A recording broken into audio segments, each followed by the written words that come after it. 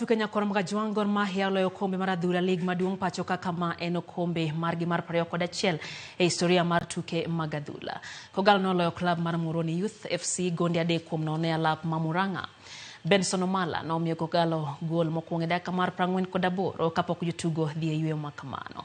Boniface Omondi no medo Gor Mahia gol mar 2 kapok Ostino Odhiambo tieko tich ne Kogalo bang' loyo gol mar 3. Loch mar Gor Mahia keto gi nyaka points 67 kodong' tuke 3. Club mar Tusker FC gi Police FC omako thuolo mar 2-3 kaluwore.